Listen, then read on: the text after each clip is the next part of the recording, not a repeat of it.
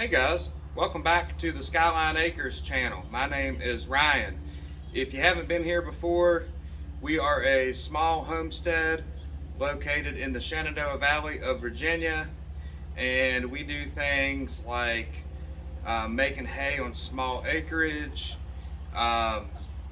woodworking, we have chickens, gardening, we have a couple Highland cattle, different things like that. So if you're interested in that kind of thing, think about subscribing to the channel. We'd like to have you here. As you can see, I'm standing here today with an IBC container, and my goal today is to make an IBC firewood tote. So let's get started.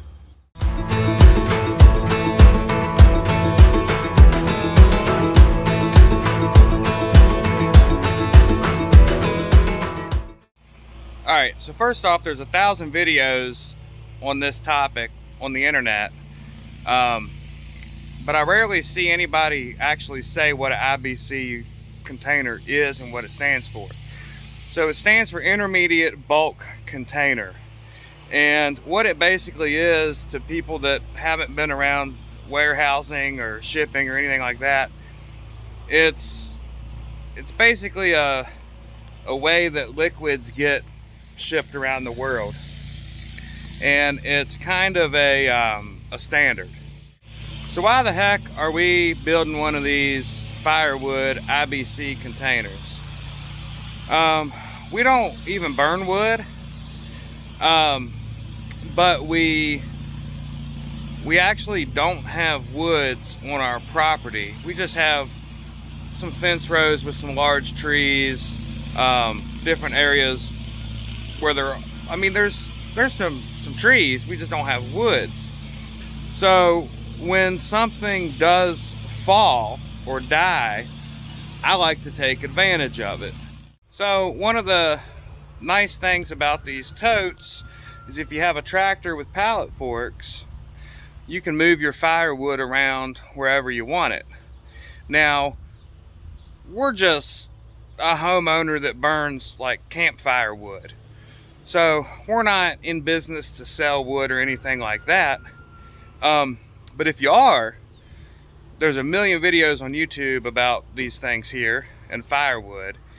And if you're in the business of selling wood, you can load these up. You can have 20 or 30 of these, you're ready to go curing all the time. These totes come in 2 different sizes as an industry standard, and they come in 275 gallon or 330 gallon. And what I've generally found on looking at Craigslist and Marketplace and everything, the 275 gallon is the most common. But this one that I've had for years is actually a 330 gallon. And the only difference between them, from Googling, they have the same footprint pallet, so it's the same width and length, but the 330 gallon is taller. And I think if I remember right, the 275 gallon is 46 inches tall, and the 330 gallon like we have here is 53 inches tall. So that's really the only difference. But let me get started on this. I'm just going to throw a disclaimer out there, guys. I'll actually link the video maybe. There's a million videos and a million different ways to how people construct these things, and I found a video that I liked, and I'm literally basically just copying it with a few minor changes. So I'll link that video if I think about it, but I'm not reinventing the wheel, anything like that. So the first thing you have to do is you have to get this bladder out of here, because for the time being, we're really only interested in the steel cage and the pallet.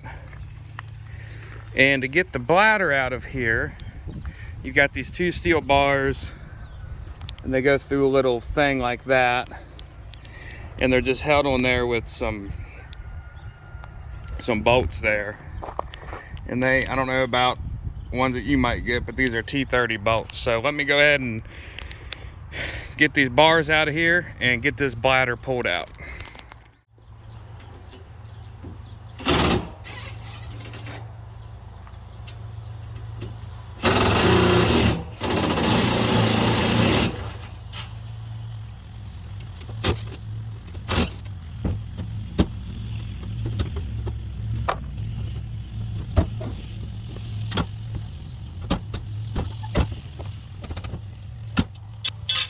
All right, so we've got the 2 steel bars out.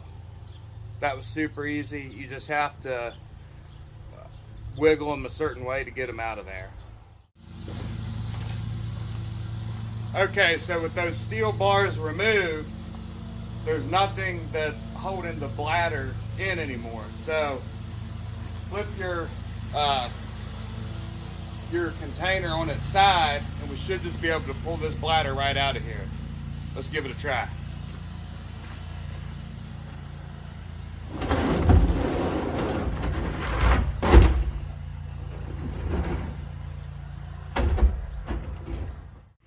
All right, guys, so the bladder is out of there. We're actually going to use that in some later steps. But anyways, it's got these corner protectors, or at least mine does. And I'm just going to pop those off. It looks like they just kind of snap in there. So let me do that. All right, so the corner protectors are out. And right now we're just dealing with the skeleton here. The steel frame and the plastic pallet. So the next thing we need to do is we need to make an opening here so we can bend in here to be able to stack our firewood and remove firewood. So in this case, I'm going to come, this is the first one off the corner, so I'm going to come over here to the second one off the corner on both sides. I'm going to cut down here, 1, 2, 3, and then I'm going to cut right here on these 2 here. So 1, 2, 3, 4. I'm going to cut right here on that horizontal. But remember how I said this is the taller 330 gallon container. What I've seen most people do with the 275 gallon container is on the 3rd bar, they would cut right here. That's not going to be low enough for me to bend in this one, so I'm going to cut here. So I'm going to use a reciprocating saw, and let's get to it.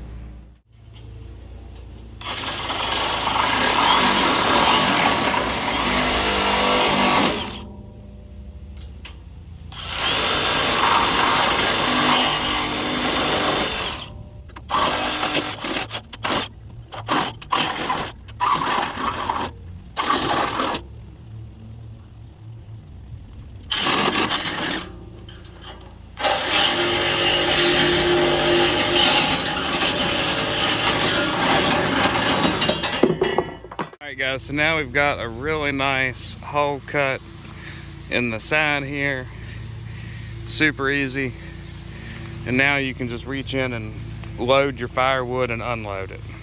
So up until now, all of the steps for almost any video or how-to that you'll find is about the same, but coming up here is where I've seen people do it a million different ways. So remember how I said we were going to use the bladder? Well, let me show you what we're going to do. We're not just stopping with a pallet and a steel cage. We're going to use the bladder, and we're going to make a roof for the firewood.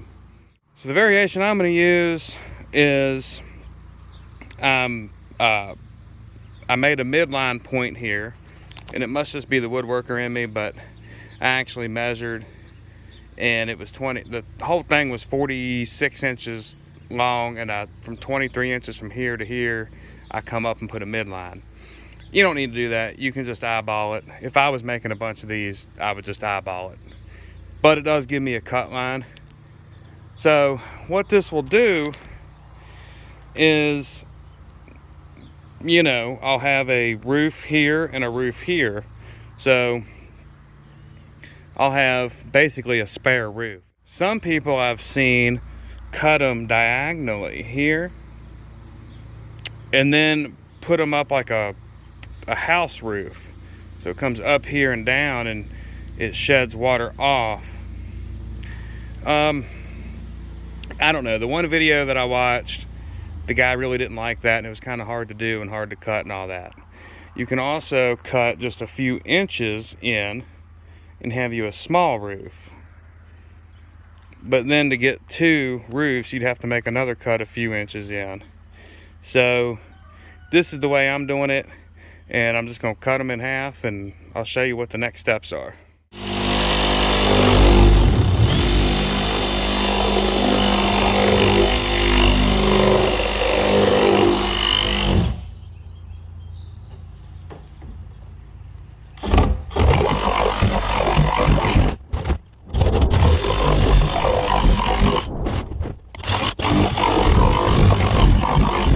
Alright guys, so that was it. I just used the reciprocating saw again with the bimetal cutting blade, just like I used on the cage, and it was super easy. I will say, having the cut line on there was really nice because it let me know if I was getting off the midline at all. So here is the next step. As you can tell, you can kind of see where we're going with this project now. So I've taken one of the bladders that we cut in half and I flipped it up on top to act like a roof. And I have it just mocked up here with some quick clamps right now to hold it. So just to kind of do a walk around to give you a little better view there. Here's what we've got. All right.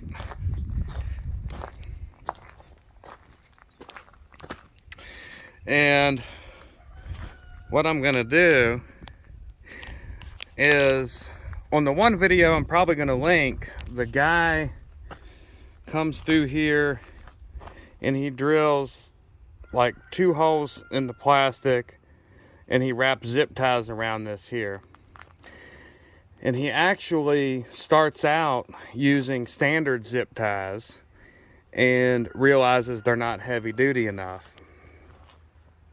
And then he switches to, he ended up buying like, I think they're 1/2 inch wide, 250 pound rated zip ties, and still did the same thing and zip tied it. And I may go that route if this doesn't work, what I'm getting ready to do. But let me show you what I'm thinking. So I don't know about you guys, but I save a lot of stuff, and I have no idea what these came from, but at one point in time, years ago or whatever, I had saved all these self-tapping screws. And these are like, I think they're 5/8 inch long. So I think what I'm gonna do is come in from the inside here and put some self-tappers in. I just did one to try it, and that worked super good. And I think that's what I'm gonna do. And I might even, I think I might put a self-tapper on every one of those uprights. As you can tell, I'm inside of the structure. Just wanted to show y'all doing the self-tappers from the inside. I'm doing it one-handed, by the way.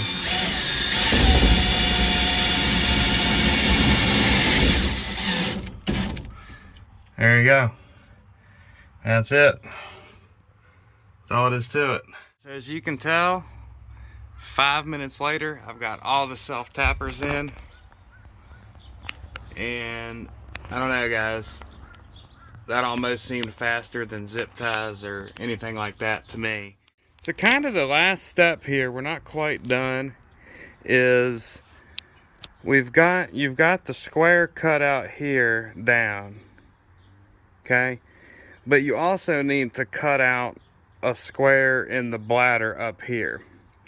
And with This being the bigger 330 gallon IBC tote, it's already taller to begin with. So we are going to cut a good bit out of here, but we'll come up, and I think about 4 inches down or so, we'll come over and then down. But on the guy that did that other one with the 275 gallon, because the whole steel structure is shorter, you basically end up going up to the seam and over and down. But what that does is it allows you to just get in there and bend down and stack your firewood and retrieve it when you need to and all of that. So I just went ahead and marked it out. Think you guys can see it, but that'll give you a good opening. And I just kind of measured off my head height if I was bending in there getting wood out, and I feel like that went good.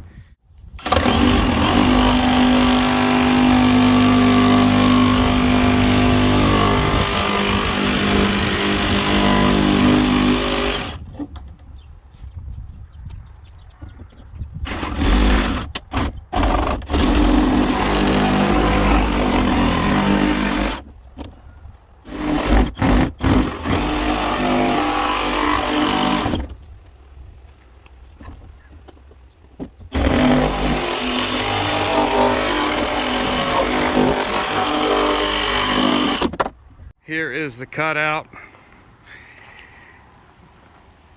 and I've already tested it. I mean, I can lean in there and easy. So that was really nice, and the only next thing to do now is the fun part, which is fill it up with firewood.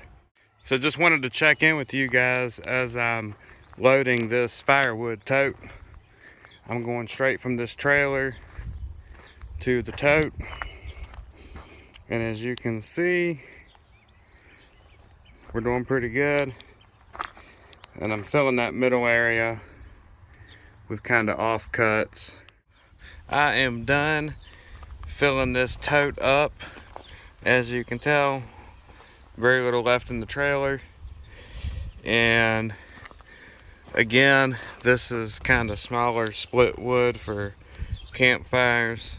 I didn't want to go all the way just because I wanted some head space for moisture to escape, and also I don't know that my tractor is going to lift it, because I just did the math, and what you see on the internet is the 275 gallon totes, so the metal's lower and everything. And when you do the math on those, you get 1/3 of a cord. Well, this is the 330 gallon tote, and I guess I didn't totally realize it, but I just did the math. Right there's the tape measure, and it's 38 by 46 on the bottom, and then it's 58 inches tall. And when you do that, you get 0.45 of a cord. So almost a half a cord.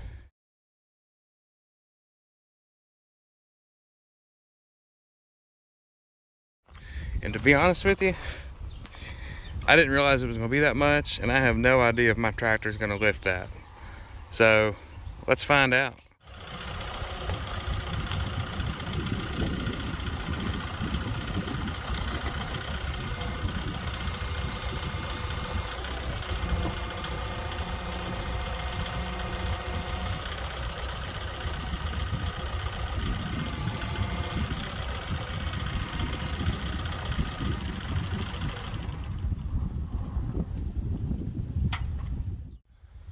All right, guys, well, that's a wrap. As you can tell, the tractor did lift it. Really didn't have any trouble with it, honestly. I just had to put it in 4-wheel drive. I don't have any counterbalance on the back right this second. But anyways, I'll probably need to buy 1, if not 2 more IBC totes for that other wood that I need to split. And I'll do the same thing as I did here. this turned out really well. If you guys want to make one, I really like this design, basically.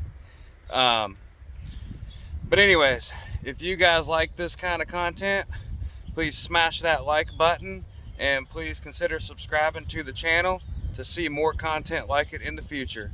Thank you, and I appreciate you watching. See you next time on the Skyline Acres VA channel.